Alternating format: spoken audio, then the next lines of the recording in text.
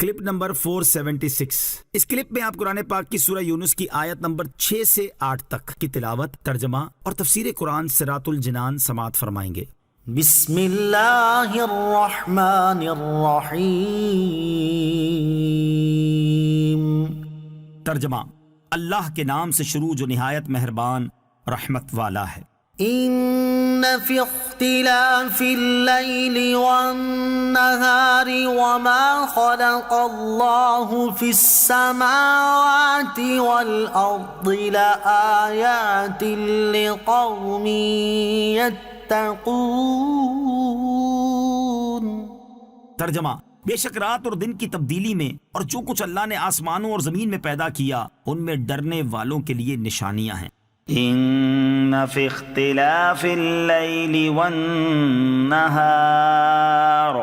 بے شک رات اور دن کی تبدیلی میں۔ اس سے پہلی آیات میں اللہ تعالیٰ نے اپنی ربوبیت اور وحدانیت پر زمین و آسمان کی تخلیق، سورج اور چاند کے احوال سے دلائل قائم فرمائے، اور اس آیت میں دن اور رات کے اختلاف سے حاصل ہونے والے فوائد سے وحدانیت پر دلیل قائم فرمائی۔ آیت کا خلاصہ یہ ہے کہ بے شک دن اور رات کے آنے جانے، کم اور زیادہ ہونے میں، اور جو کچھ اللہ تعالیٰ نے آسمانوں میں پیدا فرمایا جیسے فرشتے، سورج، چاند، ستارے وغیرہ، اور جو کچھ زمین میں پیدا فرمایا جیسے حیوان، پہاڑ، دریا، نہریں اور درخت وغیرہ، ان سب میں اللہ تعالیٰ سے ڈرنے والوں کے لیے اللہ تعالیٰ کی قدرت اور وحدانیت پر نشانیاں موجود ہیں۔ ان چیزوں کا نشانیاں ہونا بالکل واضح ہے کہ یہ سب اللہ عز و جل کی تخلیق اور قدرت کی دلیلیں ہیں کہ وہ کتنی عظیم قدرت و عظمت والا ہے جس نے ان سب چیزوں کو وجود بخشا۔ نوٹ: اس سے متعلق مزید تفصیل جاننے کے لیے سورہ بقرہ آیت نمبر 164 کے تحت مذکور تفسیر ملاحظہ کیجیے۔ آیت کے آخر میں فرمایا کہ متقیوں کے لیے ان چیزوں میں نشانیاں ہیں، چونکہ ان چیزوں میں غور کر کے ایمان و عرفان صرف خوف خدا رکھنے والوں کو میسر ہوتا ہے، اس لیے انہی کا ذکر فرمایا۔ بہت سے کافر یہ چیزیں دیکھ کر سرکش ہو جاتے ہیں، جیسے آج اکثر سائنسدانوں نے سائنس میں ترقی کر کے خدا عز و جل کا انکار کر دیا۔ ان الذین لا یرجون لقاءنا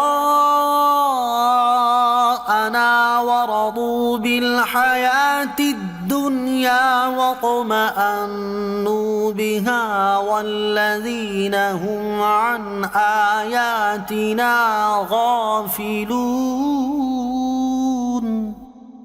اولئک مأواہم النار بما كانوا یکسبون۔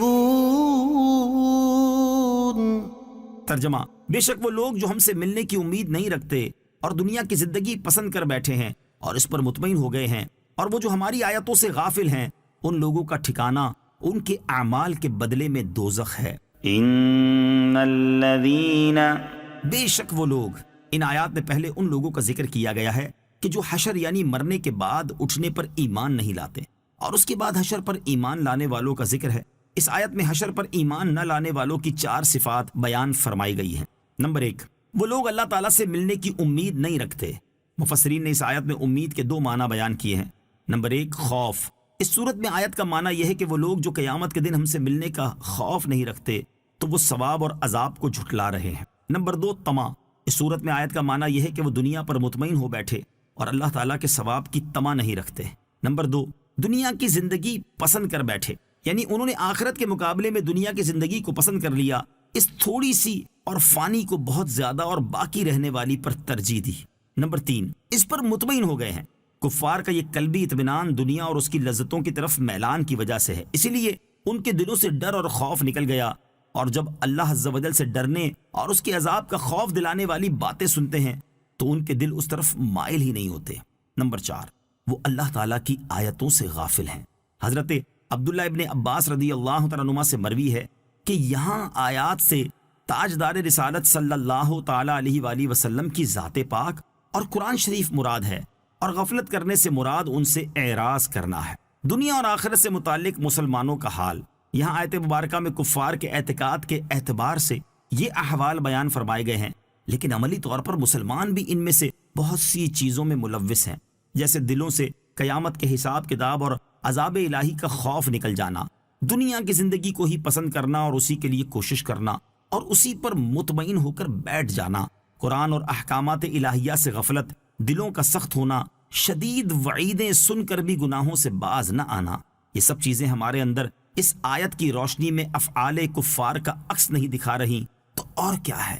اولئک مأواہم النار، ان لوگوں کا ٹھکانہ دوزخ ہے، یعنی ان لوگوں کے کفر، تکذیب اور خبیث اعمال کے بدلے میں ان کا ٹھکانہ دوزخ ہے۔